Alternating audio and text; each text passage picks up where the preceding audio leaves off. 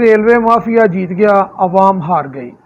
Sir Syed express को private करके कामयाब करने के लिए पाकिस्तान एक्सप्रेस को बंद कर दिया गया।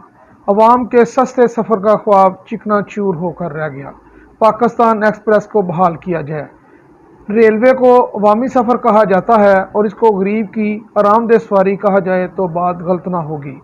ट्रेन का सफ़र मरीज़ों, ख़वातीन और बच्चों के लिए इंतहाई आरामदेह होता है, मगर ट्रेन का सफ़र महंगे से महंगा होता जा रहा है। रही सही कसर ट्रेनों को प्राइवेट करके कर दी गई है। अवामी मुतालबा ज़ोर पकड़ता जा रहा है कि अवाम से सस्ता रेलवे का सफ़र न छीना जाए।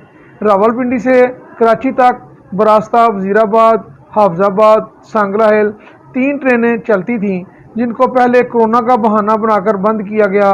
बाद में इन ट्रेनों को शराब के बहाने से बंद कर दिया गया, जिनमें से रहमान बाबा एक्सप्रेस जो कि प्राइवेट है, इसको बहाल कर दिया गया है, जबकि आहिस्ता आहिस्ता मुल्क की तमाम ट्रेनें बहाल होना शुरू हो गई हैं, मगर पाकिस्तान एक्सप्रेस को अभी तक बहाल नहीं किया गया।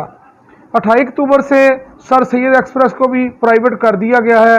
अवाम की ज़बान पर एक ही बात है कि सर सैयद एक्सप्रेस को कामयाब करने के लिए पाकिस्तान एक्सप्रेस को बंद किया गया है और इसकी कुर्बानी दी गई है। सस्ती ट्रेन की वजह से अवाम सर सैयद एक्सप्रेस पर सवार होंगे, जबकि हालात वाक़यात इस तरह के हैं कि हाफजाबाद में रहमान बाबा का बिज़नेस 40 से 50,000 रुपये रोज़ाना का है, जबकि पाकिस्तान का बिज़नेस 1.5 लाख से ज़ायद है। एक तो पाकिस्तान एक्सप्रेस की टाइमिंग बेहतरीन है, दूसरा इसकी टिकट सस्ती है। अवाम 10 रुपये चीनी सस्ती के लिए 1 किलोमीटर लंबी लाइन में तमाम दिन गुजार देते हैं। जब बात सफ़र की और फ़र्क सैकड़ों में हो तो वहाँ पाकिस्तान एक्सप्रेस को ही तरजीह देंगे, मगर जब पाकिस्तान एक्सप्रेस चलेगी नहीं तो वहाँ मजबूरन सर सैयद एक्सप्रेस या रहमान बाबा एक्सप्रेस पर ही सफ़र करेंगे।